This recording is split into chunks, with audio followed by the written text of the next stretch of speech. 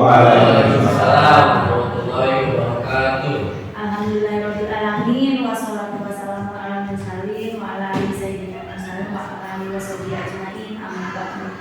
Alhamdulillahirabbil alamin, kita hari ini diberikan kesehatan dan kenikmatan untuk bisa mengikuti kegiatan pada hari ini, yaitu kegiatan diseminasi budaya positif dalam rangka program pendidikan guru penggerak.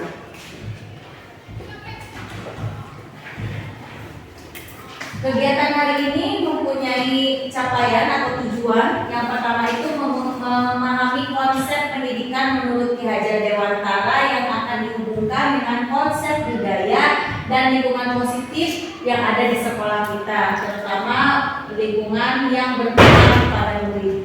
Yang kedua adalah melakukan evaluasi dan refleksi tentang praktik disiplin dalam pendidikan di Indonesia, tapi kita khususkan di sekolah kita. Dan yang terakhir adalah memahami peran sebagai guru untuk membangun budaya positif dengan menerapkan konsep disiplin positif dalam berinteraksi dengan murid.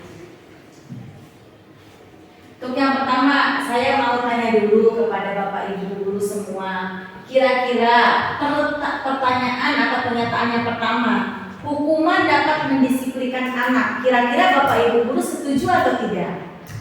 Hukuman dapat mendisiplinkan anak, setuju atau tidak? Setuju. Berupa konsekuensi lah. Baik, saya tampung dulu ya. Yang kedua, pemberian hukuman dengan hal positif seperti membaca atau membersihkan halaman sekolah dapat meningkatkan disiplin anak. Kira-kira setuju atau tidak? Oke, baik. Yang ketiga, memberi penghargaan dapat meningkatkan motivasi belajar anak. Baik, berarti dari ketiga pertanyaan ini Bapak Ibu guru setuju untuk dilaksanakan. Ya. Oke. Topik bahasan pada hari ini adalah ada 6 poin yang akan kita bahas hari ini. Yang pertama adalah disiplin positif, yang kedua teori motivasi, yang ketiga kebutuhan dasar manusia, keyakinan kelas, dan restitusi. Kaitannya dalam restitusi ini adalah kita akan membahas 5 posisi kontrol kita sebagai seorang guru dan melakukan segitiga restitusi. Pada bahasan yang pertama, disiplin positif dan nilai-nilai kebajikan universal. Saya tanya dulu, kira-kira apa sih itu disiplin? Tepat waktu, baik. Ada lagi? Apa itu disiplin? Ya, sesuai. Jadi disiplin itu adalah sesuatu yang dilakukan seseorang kepada orang lain untuk mendapatkan kepatuhan. Contoh, kita membuat peraturan di sekolah untuk membuat murid itu patuh terhadap aturannya. Bagaimana caranya? Kita membuat aturan-aturan yang ada di peraturan sekolah. Disiplin itu berawal dari nilai kebajikan. Nilai kebajikan adalah sifat-sifat positif dari manusia. Menurut Dr. William Glasser pada teori kontrol pada tahun 1984 itu bahwa setiap perilaku memiliki suatu tujuan. Hal tersebut juga dilakukan oleh murid kita. Ketika murid kita melanggar atau tidak mematuhi aturan tertentu, mereka juga mempunyai tujuan tertentu atau mempunyai alasan tertentu. Seperti contoh simpelnya atau dalam penerapan kehidupan sehari-hari, kita makan tentu kita mempunyai tujuan. Tujuan kita makan itu adalah untuk mendapatkan energi. Ya, untuk mendapatkan energi sehingga kita bisa beraktivitas dengan lancar. Dengan mengaitkan nilai-nilai kebajikan yang diyakini oleh seseorang, maka diharapkan dapat menumbuhkan motivasi intrinsik sehingga dapat mencapai tujuan mulia yang diinginkan. Contoh seperti kita membuat peraturan di sekolah, tentu itu juga akan kita mengharapkan dengan peraturan sekolah tersebut dapat meningkatkan motivasi belajar siswa. Nilai-nilai kebajikan yang ingin dicapai oleh setiap anak Indonesia adalah yang dikenal dengan profil pelajar Pancasila, di mana mempunyai 6 dimensi. Dimensi yang pertama adalah beriman, bertakwa kepada Tuhan Yang Maha Esa dan berakhlak mulia, lalu mandiri, bernalar kritis, berkebinekaan global, bergotong royong dan kreatif. Dimensi-dimensi ini yang harus dicapai oleh seluruh pelajar yang ada di Indonesia kaitannya dengan kurikulum terbaru, yaitu kurikulum Merdeka. Kita main ice breaking dulu sebentar. Bapak Ibu guru punya 2 tangan? Ya, 2 tangannya lengkap, alhamdulillah. Kira-kira kalau seumpamanya Bapak Ibu guru itu punya satu benda yang sangat berarti dalam kehidupannya, dalam kehidupan kita simpan benda itu di tangan kanan, ya. Lalu kita kepalkan di tangan kanan kita benda tersebut, ya. Kita pertahankan benda tersebut, jangan sampai tergoyahkan atau jangan sampai benda tersebut didapat oleh orang lain. Ketika ada rekan sejawat kita atau teman kita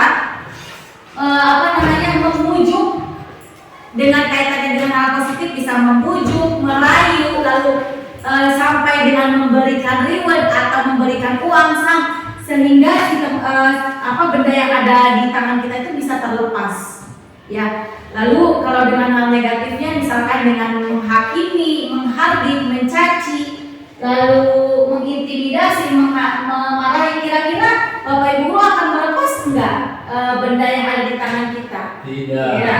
Bisa lepas, bisa tidak, tergantung. Ya, betul. Kalau anak siswa kan bisa saja dengan menghardik karena dia menggunakan preman, kasihkan, walaupun kepaksa. Iya. Dari hal tersebut, dari ilustrasi tersebut, kita bisa menyimpulkan bahwa untuk membuka tangan itu adalah pilihan. Tentu dalam pilihan tersebut kita juga memiliki kontrol. Kalau misalkan kita terayu, terbujuk oleh tergoda oleh rekan sejawat kita untuk membuka kepala tangan kita, berarti kita tidak memiliki kontrol atas diri kita sendiri. Karena yang memiliki kontrol atas diri kita sendiri adalah diri kita sendiri. Itu kan pilihan, ya, apakah kita mau membuka atau mempertahankan, begitu.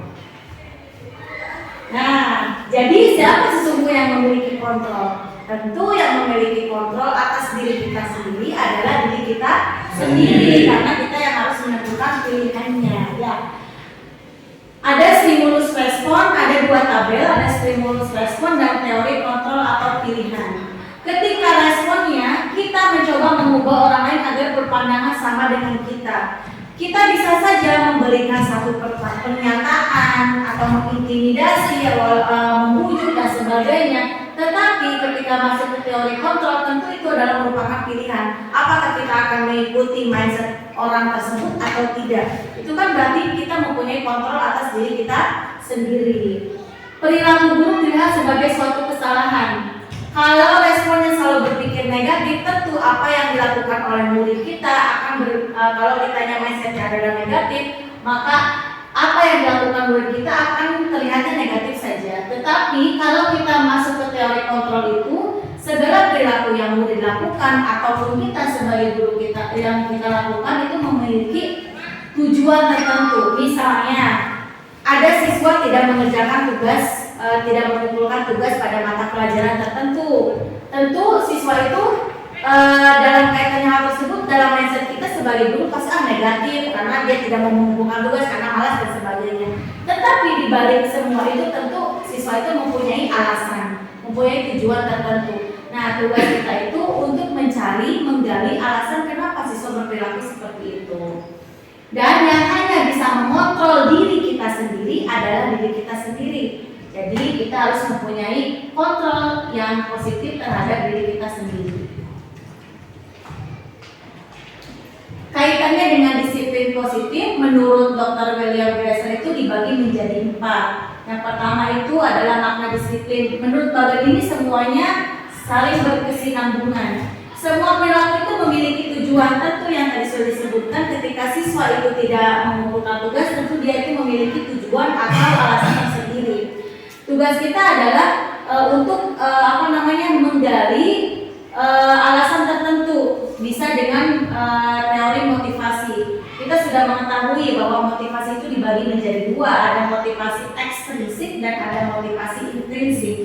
Kalau motivasi ekstrinsik artinya motivasi yang terdapat dari luar. Contoh, kalau alasannya adalah kalau siswa itu belajar itu untuk menghindari hukuman. Kalau misalnya karena peraturan di kelas ini kalau tidak mengumpulkan tugas akan seperti ini konsekuensinya. Atau bisa juga untuk mendapatkan imbalan. Karena kalau mengumpulkan tugas nanti saya dikasih reward, dikasih permen misalnya seperti itu.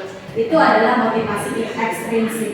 Tetapi tugas kita sebagai guru sebaiknya adalah menumbuhkan motivasi intrinsik, artinya motivasi yang tumbuh dari diri siswa sendiri begitu. Dimana mereka itu harus menyadari bahwa mereka itu butuh akan belajar, ya seperti itu. Nanti turunnya itu ke nilai-nilai kebajikan yang akan muncul ketika siswa sudah bisa menumbuhkan motivasi intrinsiknya, maka mereka akan menemukan nilai-nilai apa yang terkandung pada diri mereka, sehingga hal tersebut bisa kita lakukan dengan membuat keyakinan kelas.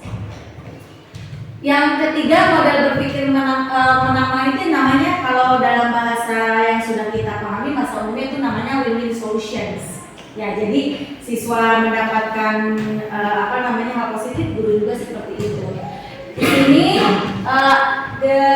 bagiannya menunjukkan ke dalam 5 posisi kontrol kita sebagai guru, di mana posisi kontrol sebagai guru itu dibagi menjadi 5. Ada penghukum dan pembuat rasa bersalah, teman, pemantau, dan manajer.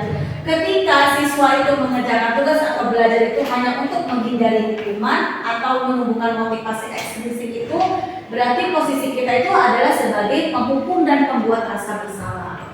Lalu ketika kita memberikan reward, walaupun reward itu tidak hanya berbentuk barangnya, bisa juga berbentuk verbal.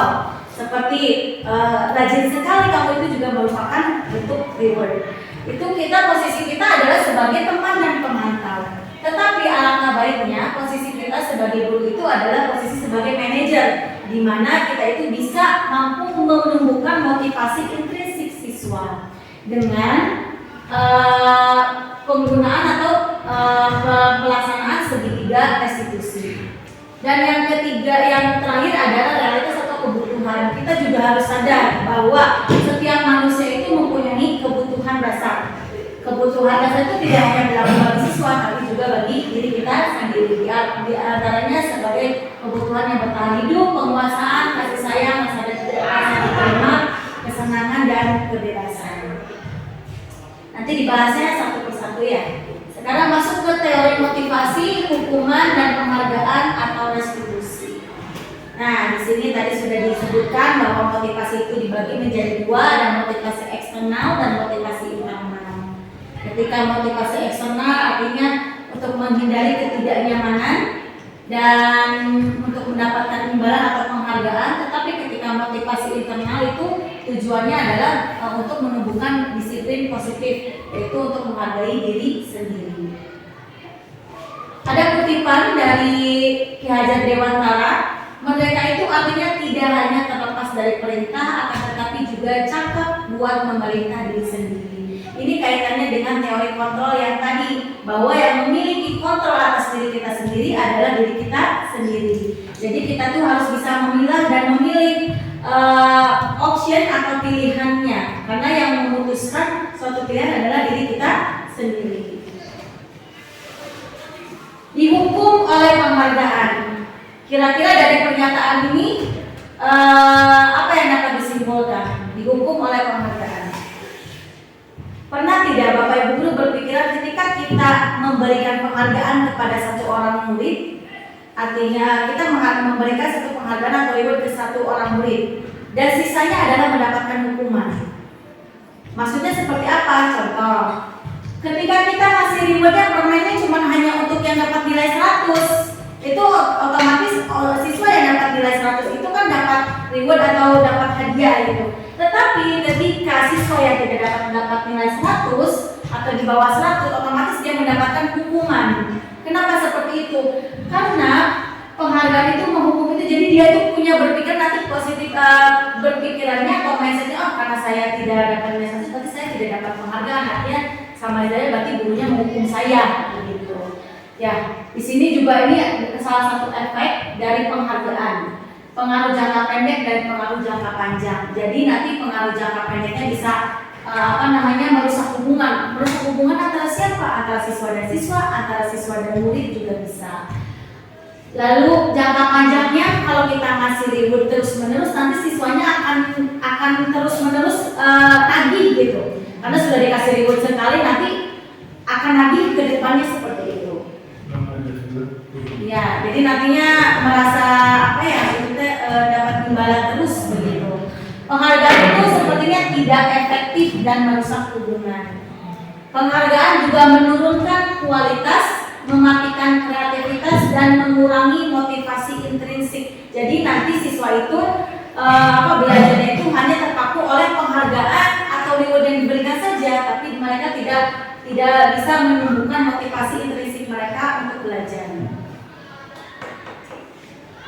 Selanjutnya adalah bentuk program kebajikan atau apresiasi. Nah, ini juga salah satu bentuk penghargaan. Kalau apresiasi ini biasanya secara verbal. Kalau kita mau memberikan apresiasi terhadap murid, maka kita harus memberikannya secara menyeluruh. Jadi jangan hanya ke satu orang saja, kalau bisa begitu ya. Jadi kita tuh satu kelas itu harus dikasih apresiasi semua. Walaupun tingkat kecerdasan, tingkat keterampilan dan karakteristik murid itu kan berbeda-beda. Kita bisa memberikan apresiasinya itu sesuai dengan kemampuan siswa, sesuai dengan karakteristik siswa. Misalnya, kalau siswa itu memang dari segi kognitif itu kurang, tapi rajinnya, karakteristiknya rajinnya luar biasa rajin. Jadi kita bisa nyebutnya kasih apresiasi, kamu tuh sangat rajin sekali, bisa seperti itu karena selalu hadir atau memberikan tugas tepat waktu.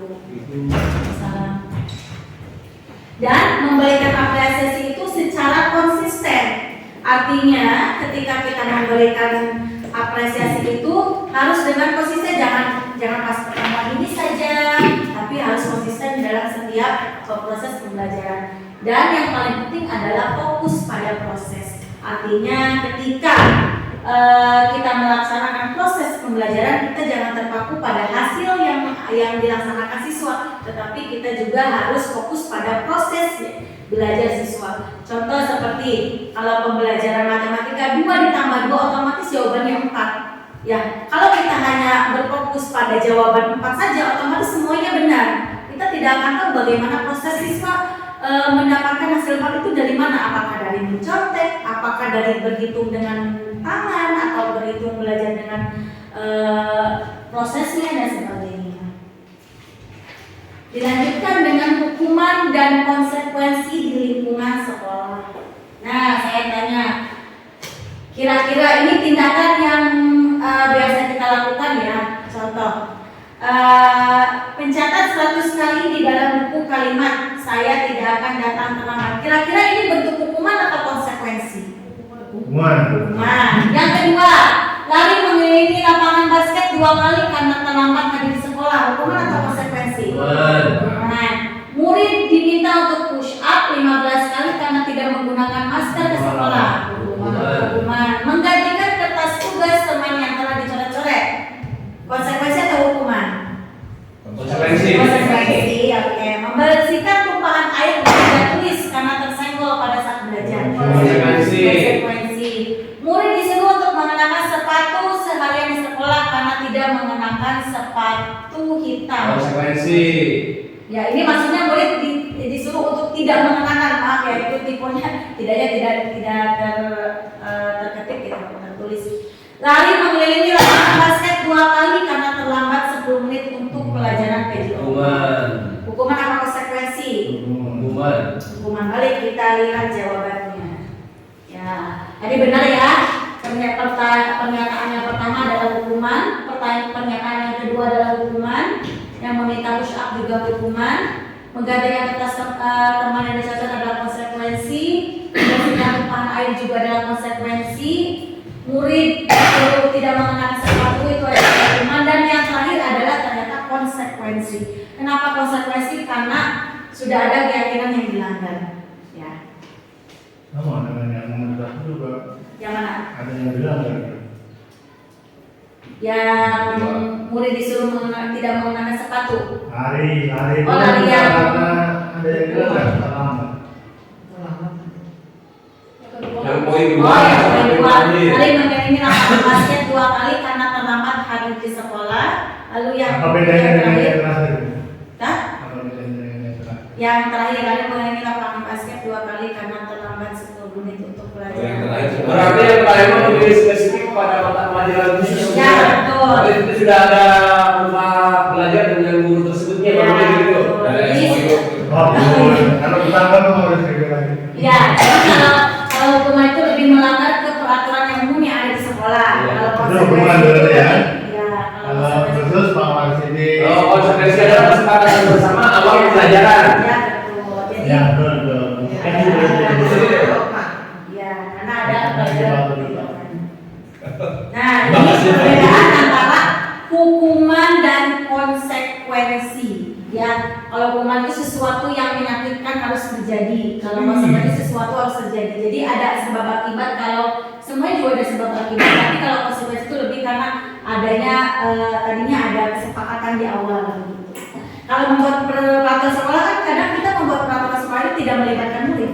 Ya, hanya intern kepala sekolah dan guru saja. Tapi ketika melaksanakan konsekuensi itu biasanya ada kesepakatan antara murid. Seperti contoh kita membuat keyakinan atau kesepakatan kelas. Ketika siswa datang terlambat, maka konsekuensinya akan seperti apa? Siswa dikembalikan lagi kepada siswa. Mau konsekuensinya seperti apa? Gitu. Lalu kalau hukuman itu anak membenci kedisiplinan, kalau konsekuensi itu anak menghargai kedisiplinan. Kalau hukuman itu lebih ke arah paksaan, kalau konsekuensi itu lebih ke tanggapan. Jadi nanti ditanya alasannya. Seperti tadi kan menyinggol gelas. Berarti konsekuensinya dia harus membersihkan karena dia sudah melakukan kesalahan begitu. Kalau hukuman itu lebih ke anak belajar untuk menyembunyikan kesalahan. Biasanya nggak pada ngaku ya. Kalau misalkan hukuman itu karena menghindari begitu. Kalau di konsekuensi itu anak belajar untuk mematuhi peraturan. Jadi nanti kita tanya apa yang sudah kamu buat. Terus tanya lagi keyakinan apa yang sudah kamu langgar. Lalu apa yang harus kamu lakukan untuk memperbaiki kesalahan tersebut begitu. Tapi kalau hukuman itu biasanya tidak ditanya seperti itu, langsung dijudge saja. Begitu. Seperti kalau tidak hari Senin tidak pakai sepatu warna hitam, anak akan tidak akan ditanya apa alasan kamu tidak pakai sepatu warna hitam. Tapi langsung dijudge saja kamu sudah melanggar peraturan. Tapi ketika konsekuensi akan ditanya apa alasan kamu, keyakinan apa yang sudah kamu langgar, lalu solusinya akan seperti apa? Seperti kalau hukuman itu kan anak itu merasa marah, merasa bersalah, dipermalukan dan merasa tidak dihargai karena tidak ada dialog gitu. Tidak ada dialog karena kita hanya langsung menjudge saja bahwa kamu salah. Tapi ketika konsekuensi itu anak dibuat tidak nyaman, diasingkan untuk sementara waktu. Jadi nanti ditanya konsekuensinya apa? Karena kamu tidak berarti dia mengerjakan sesuatu yang dibuat dia tidak nyaman. Ini diambil dari dari restitution dan negotiation dari 5 position. Ada di buku. Jadi apa itu restitusi? Pernah dengar sebelumnya apa itu restitusi? Dengan juga prostitusi bu. Ya, sepertinya baru mengenal ya restitusi. Ya, restitusi adalah proses menciptakan kondisi di mana murid diminta untuk memperbaiki kesalahan mereka. Sehingga mereka bisa kembali pada kelompok mereka dengan karakter yang lebih kuat. Jadi kalau tadi hukuman dan konsekuensi itu anak hanya diberikan judgement, kalau di restitusi itu jadi kita sebagai guru itu memberikan fasilitasi anak untuk mencari solusi sendiri atas permasalahan mereka. Contoh misalkan kalau anaknya tidak mengerjakan tugas, kita akan tanya apa alasan kamu tidak mengerjakan tugas, lalu kita akan menggali solusi. Apa solusi yang kamu tawarkan ketika kamu melakukan tugas? Apa yang akan kamu lakukan untuk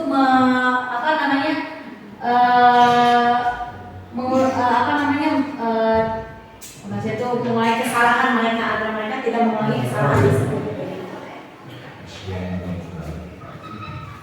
Nah, di sini ada hukuman, konsekuensi, dan restitusi. Jadi kalau hukuman itu lebih ke arah negatif, karena tadi sudah dijelaskan di awal bahwa kalau hukuman itu lebih ke judgment.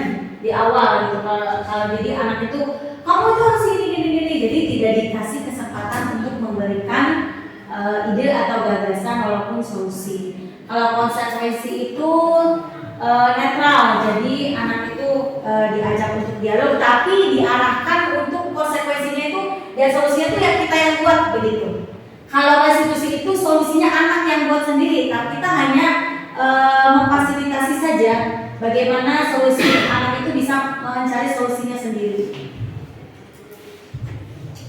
9 ciri-ciri dari restitusi. Restitusi itu bukan untuk menebus kesalahan, tetapi belajar dari kesalahan. Nanti ada tata cara bagaimana kita menerapkan restitusi ini ketika menghadapi permasalahan yang ada di murid.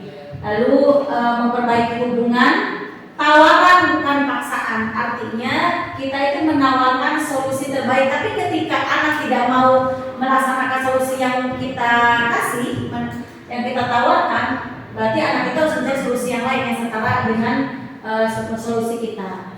Restitusi itu menuntut untuk melihat ke dalam diri, mencari kebutuhan dasar yang mendasari tindakan. Restitusi diri adalah cara yang paling baik. Restitusi juga fokus pada karakter bukan tindakan dan fokus pada solusi sehingga siswa itu sadar dan belajar dari kesalahan yang sudah mereka buat. Selanjutnya adalah kebutuhan dasar manusia dan dunia berkualitas. Kebutuhan dasar manusia itu ada 5: kasih sayang dan rasa diterima, penguasaan, kesenangan, kebebasan, dan bertahan hidup. Yang pertama adalah kebutuhan bertahan hidup. Kebutuhan bertahan hidup ini adalah kebutuhan secara fisiologis dan biologis, seperti kebutuhan akan makanan, kesehatan, dan tempat tinggal. Itu maksudnya ke kebutuhan yang bertahan hidup. Kalau yang kedua, kebutuhan akan kasih sayang dan rasa diterima adalah kebutuhan untuk bersosialisasi. Kita sebagai manusia adalah makhluk yang bersosial karena kita membutuhkan orang lain dalam kehidupan kita sendiri. Karena kita nggak mungkin menjahit baju sendiri, kita nggak mungkin mencukur rambut sendiri, kita butuh orang lain. Lalu yang ketiga adalah kebutuhan atas penguasaan. Penguasaan ini artinya kebutuhan atas pengakuan diri kita sendiri, atas kemampuan. Contoh, pengakuan atas prestasi, pengakuan atas keterampilan. Apa sih keterampilan yang ada di diri kita? Itu juga butuh penguasaan atau pengakuan tersebut. Yang keempat adalah kebutuhan atas kesenangan, atas kebebasan dulu. Kebebasan ini adalah kebutuhan akan pilihan. Jadi kembali lagi ke teori kontrol bahwa kita adalah bebas untuk menentukan pilihan mana yang terbaik buat diri kita, mana yang tidak baik bagi diri kita. Dan yang terakhir adalah kebutuhan akan kesenangan, itu mencari kesenangan, bermain dan sebagainya. Kalau kita tidak tidak butuh akan rasa senang, mungkin hidup kita akan berat ya Bu ya. Tidak akan berwarna. Kita masuk ke keyakinan kelas. Mengapa tidak peraturan saja? Mengapa harus keyakinan kelas? Mengapa harus tidak peraturan? Mengapa harus keyakinan kelas? Karena kalau peraturan itu biasanya dibuat hanya satu pihak. Ya, kalau keyakinan kelas itu dibuat antara dua pihak, antara guru dan siswa, itu dalam lingkup kelas. Jadi kalau keyakinan kelas itu kita meminta siswa untuk membuat peraturan sendiri, membuat keyakinan sendiri sehingga mereka bisa meyakini dan melaksanakannya sendiri.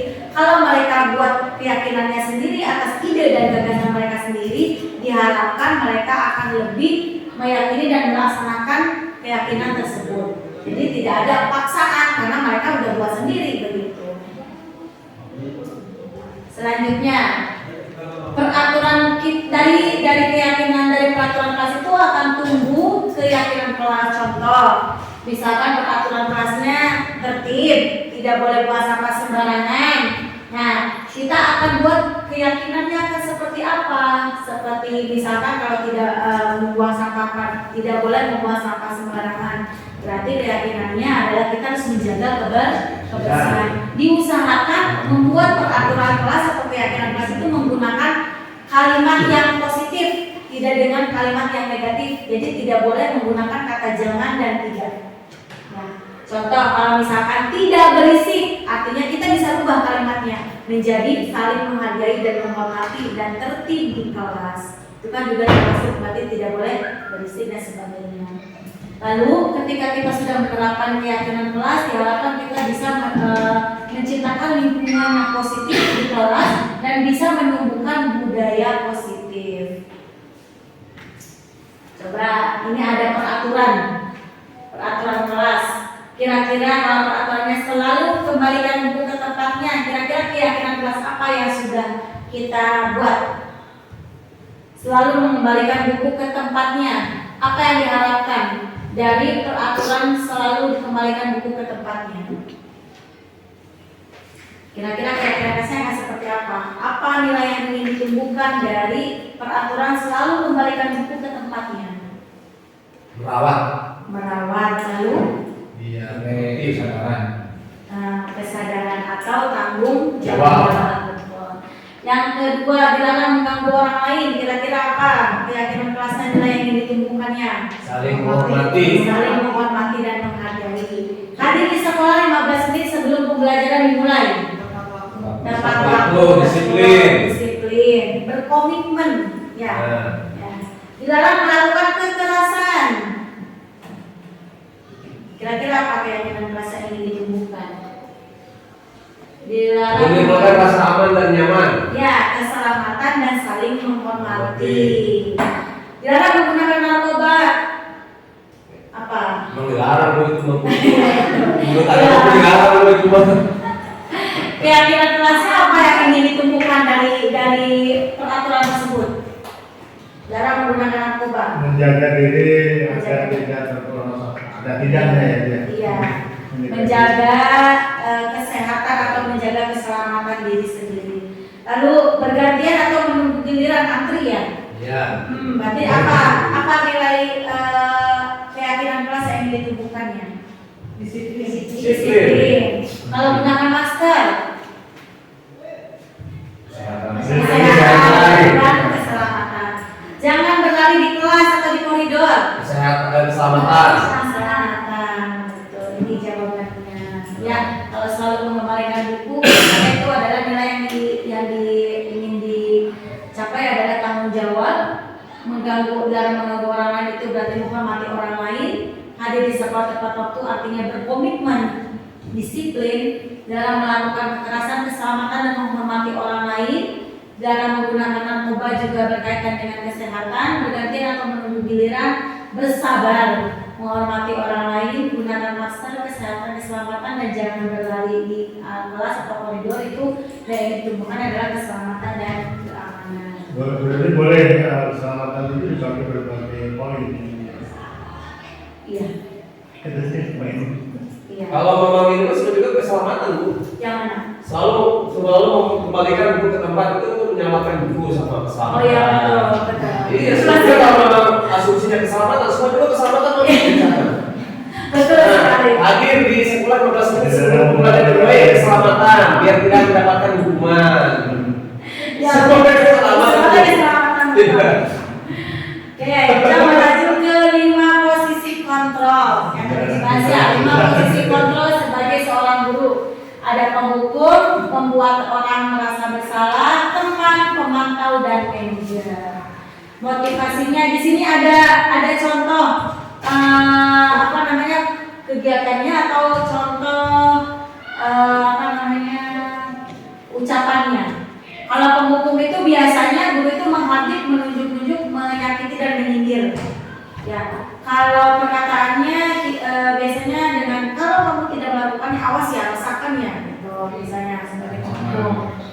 Hasilnya kalau kita sebagai penghukum itu adalah memberontak, menyalahkan orang lain dan pada akhirnya guru itu akan berbohong karena untuk menghindari hukuman tersebut.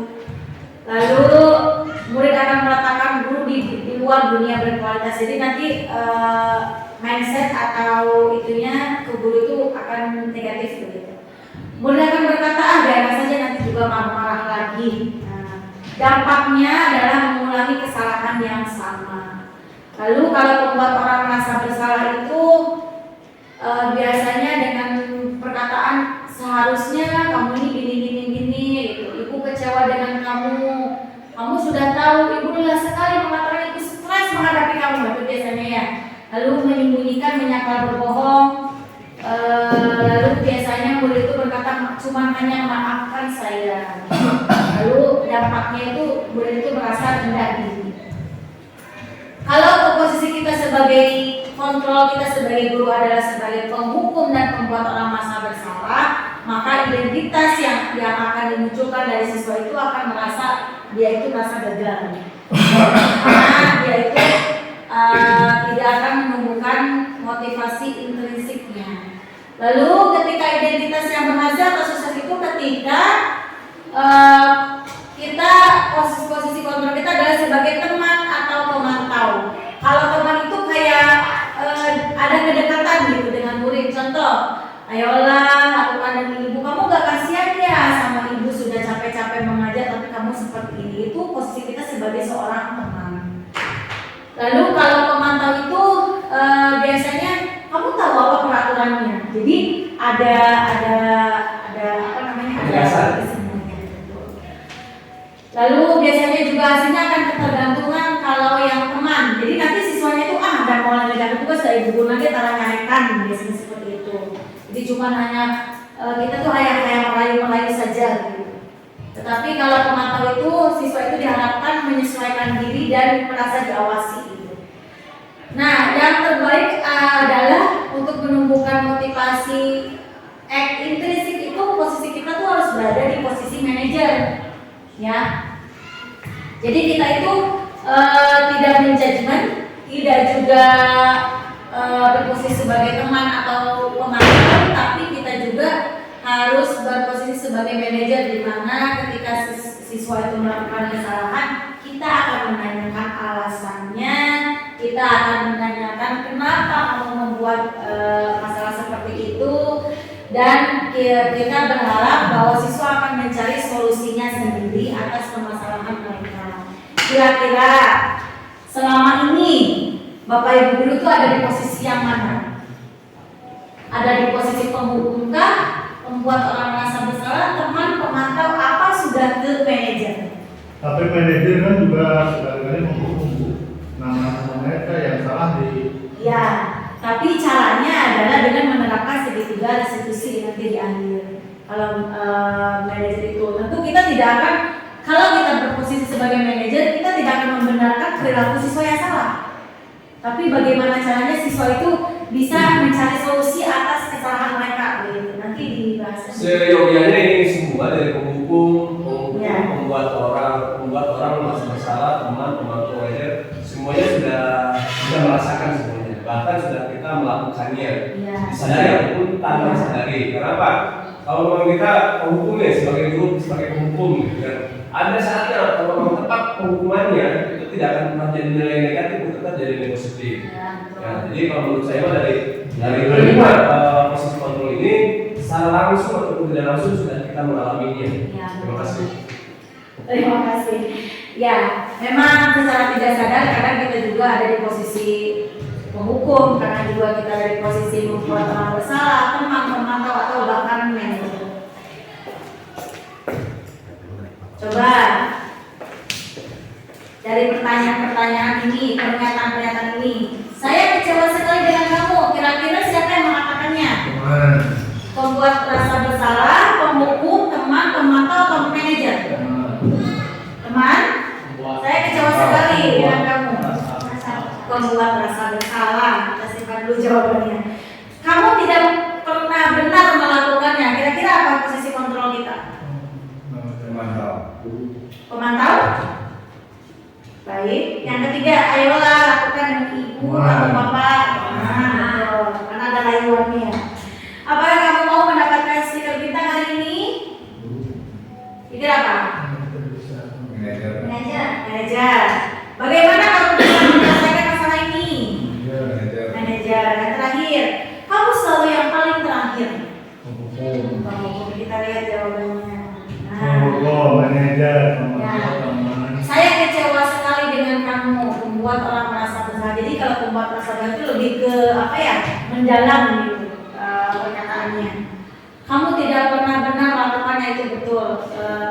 judgement di sana. Ayolah lakukan demi Bapak Ibu. Nah, biasanya kalau posisi kita sebagai teman itu kita berbicaranya halus, nadanya halus begitu.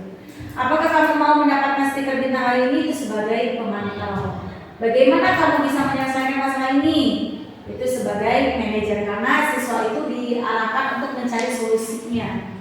Lalu yang terakhir, kamu selalu yang paling terakhir ini sudah jelas adalah penghukum, karena ada judgement dari kalimat tersebut. Nah, kita masuk ke segitiga restitusi ya, berkaitan dengan 5 posisi kontrol yang tadi.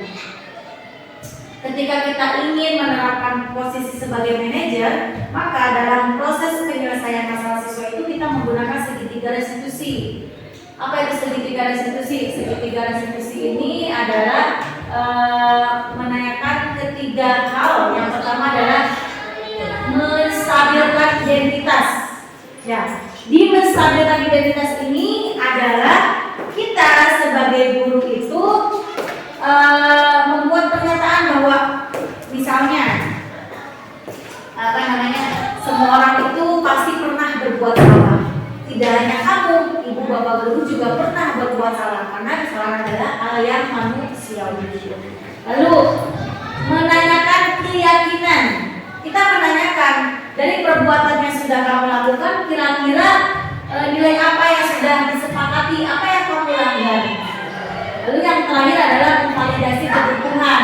Nah, di validasi kebutuhan ini diharapkan kita bisa menggali solusi yang dapat dimunculkan oleh siswa. Nah, ini adalah contoh kalimat dari menstabilkan identitas. Ketika kita misalnya ada siswa yang tidak mengerjakan tugas atau mengumpulkan tugas, kita panggil personal. Kita tanya, kamu misalkan kamu kemarin tidak mengumpulkan tugas ya? Ya, apa kamu sadar tidak kamu membuat kesalahan? Ya, bahwa berbuat salah itu adalah hal yang manusiawi, tidak ada manusia yang sempurna. Karena Bapak Ibu guru juga pernah berbuat salah. Lalu Bapak Ibu guru tidak tertarik untuk mencari tahu siapa yang benar dan siapa yang salah, tetapi lebih fokus pada penyelesaian masalah. Nah, bisa juga menyalahkan diri sendiri terus-menerus, apakah kamu bersikap baik pada diri sendiri. Jadi ketika siswa melakukan kesalahan itu ditanya bukan ditanya ketika ada yang berantem ditanya siapa yang salah, siapa yang benar, tapi lebih ke bagaimana cara menyelesaikan masalahnya tersebut. Yang kedua adalah validasi kebutuhan. Nah, ini bisa dikatakan pada dasarnya tindakan manusia itu tujuannya adalah memenuhi basic needs atau yang kita sebut dengan kebutuhan manusia, kebutuhan dasar manusia. Bisa juga dengan mengatakan kamu bisa saja melakukannya yang lebih buruk, tapi kamu tidak melakukannya kan? Apa yang penting bagi kamu? Kamu pasti punya alasan. Jadi di sini itu setelah kita menanyakan menstabilkan identitas, kita menanyakan kenapa kamu berbuat seperti itu, apa alasan kamu. Terus kamu boleh tetap berusaha menjaga sikap, tapi tambahkan sikap yang lain. Jadi di sini dikuatkan lagi karakter siswanya. Lalu yang terakhir adalah menanyakan keyakinan. Nah, setelah sudah mengetahui ini alasannya kenapa kamu melanggar, lalu kita menanyakan kepada siswa nilai apa yang kita percaya di kelas atau di sekolah kita. Misalnya itu nilai tanggung jawab, karena tidak kalau sudah kamu tidak mengerjakan tugas, kira-kira tanggung jawabnya sudah dilanggar apa tidak? Itu bisa tanya seperti itu. Terus kamu bisa juga kita juga bisa tanya juga apa yang kamu rasakan ketika kamu melakukan hal tersebut. Lalu kita tawarkan solusinya. Ketika siswa tidak menemukan solusi, kita bisa menawarkan solusinya. Dan kita juga bisa menawarkan pilihan apakah solusi yang kita tawarkan itu bisa mau dilaksanakan atau tidak, begitu. Itu pemaparan materi mengenai budaya positif. Diharapkan dari materi-materi tersebut kita bisa menerapkannya dan khususnya di dalam kelas kita yang di dalam lingkungan kecil di kelas kita, dan tentunya itu untuk perbaikan di sekolah kita sendiri.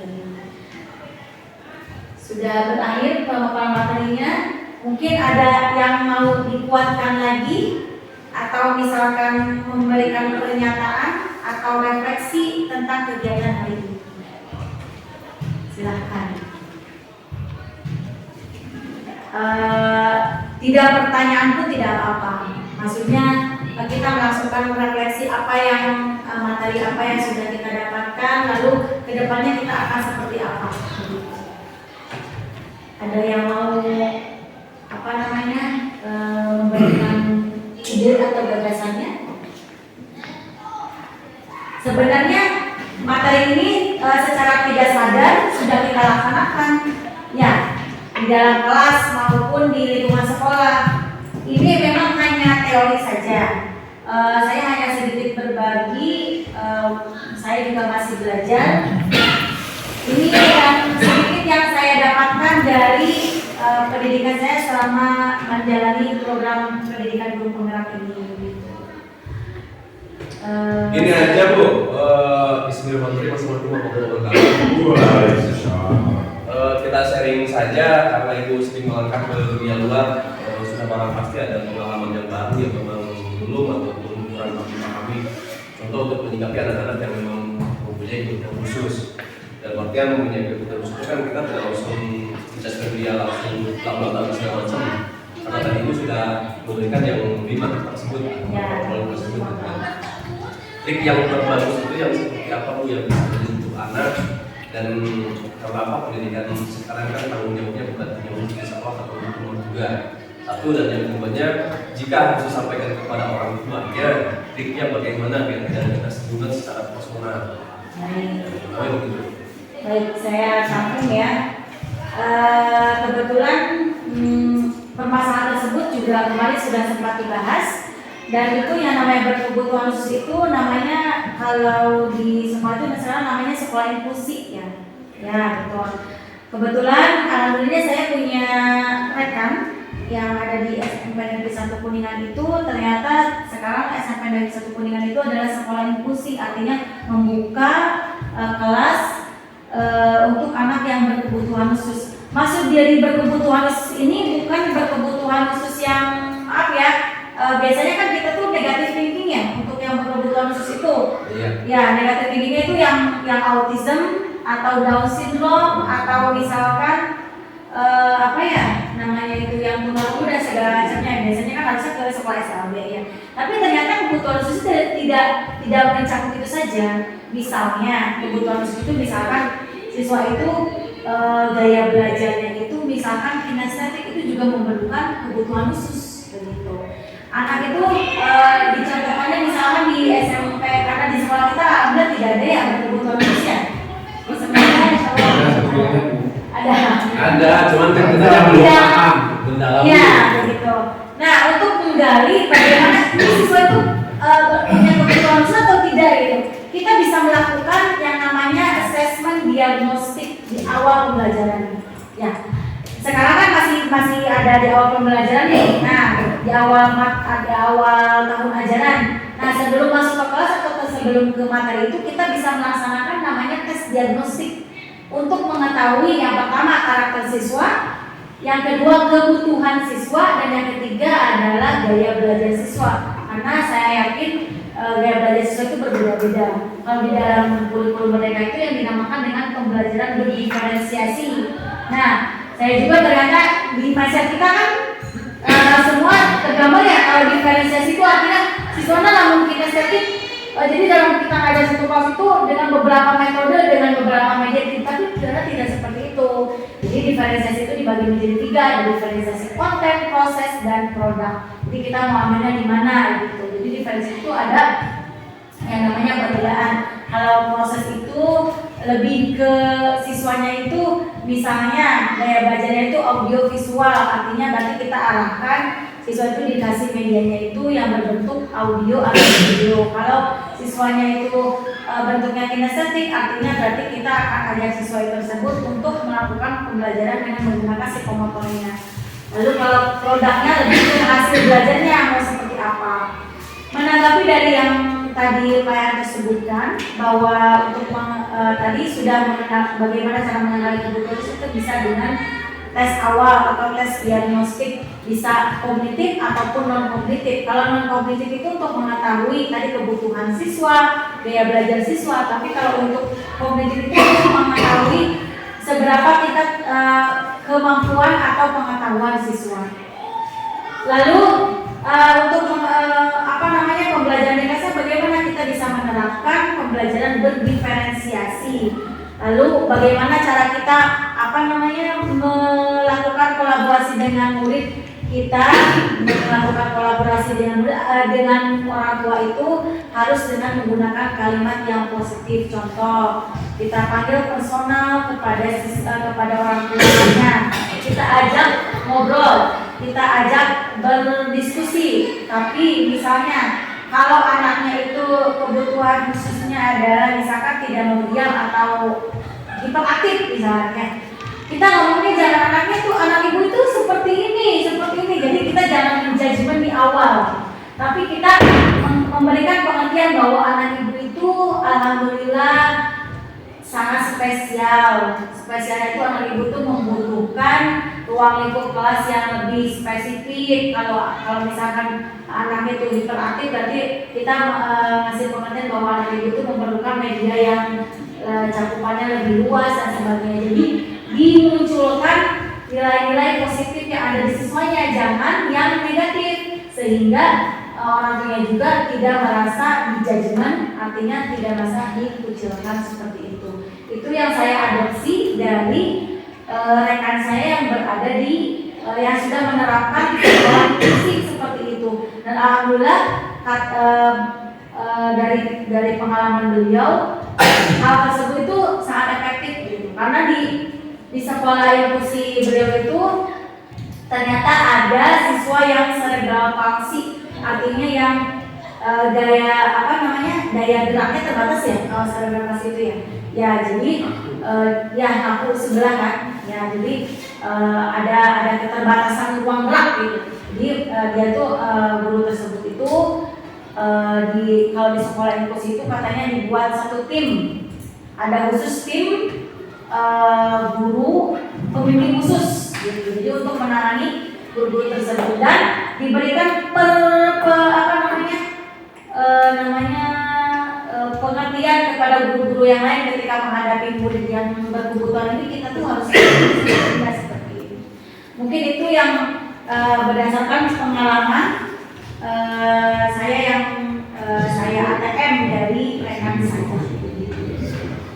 Ada lagi apa hari ini kita akan melakukan refleksi? Ada yang mau merefleksikan hari ini? Apa yang sudah kita pelajari dan setelah mengetahui teori-teori ini bagaimana perasaannya begitu? Kira-kira seperti apa? Kalau refleksi itu biasanya ada 4 hal yang dimunculkan. Yang pertama adalah facts. Facts itu adalah kenyataan. Jadi kenyataan itu apa yang sudah kita pelajari, teori apa yang sudah kita pelajari. Yang kedua adalah feelings, perasaan apa yang sudah kita alami setelah mengetahui teori tersebut. Yang keempat adalah findings, apa hal baru yang kita dapatkan. Dan yang keempat adalah future, apa yang akan kita lakukan ke depannya setelah mengetahui teori tersebut. Ada yang mau melakukan refleksi dari 4 tahapan tersebut sebelum kita akhiri?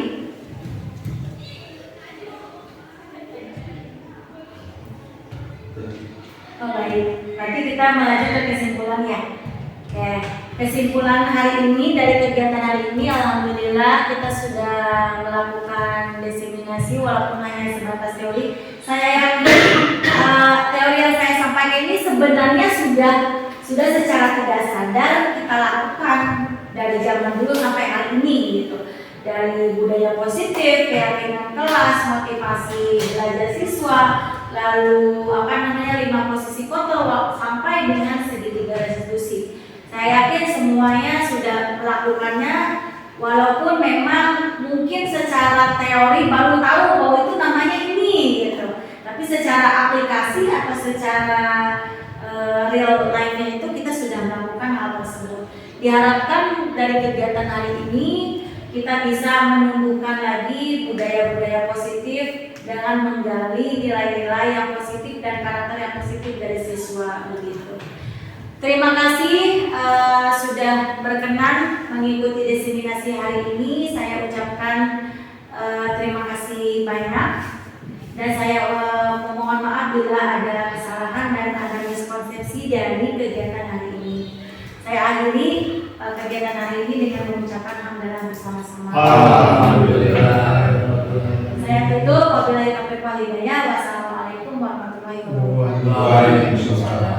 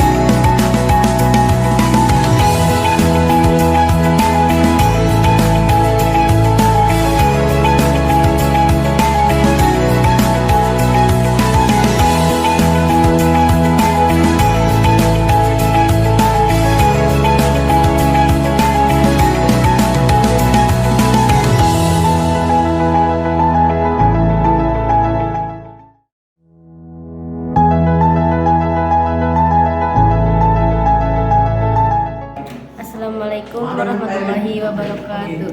Perkenalkan, nama saya Risma Delia dari kelas 8C. Assalamualaikum warahmatullahi wabarakatuh. Perkenalkan, nama saya Anissa Nur Fuziah dari kelas 8C. Waalaikumsalam. Perkenalkan, saya Afrika Lutfi Madani dari kelas 8C. Assalamualaikum warahmatullahi wabarakatuh. Perkenalkan, nama saya Bayu Anggara dari kelas 8C.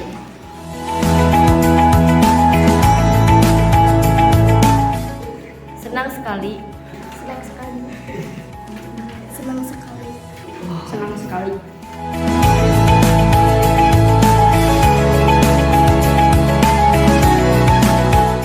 Sangat penting. Sangat penting. Sangat penting. Sangat penting.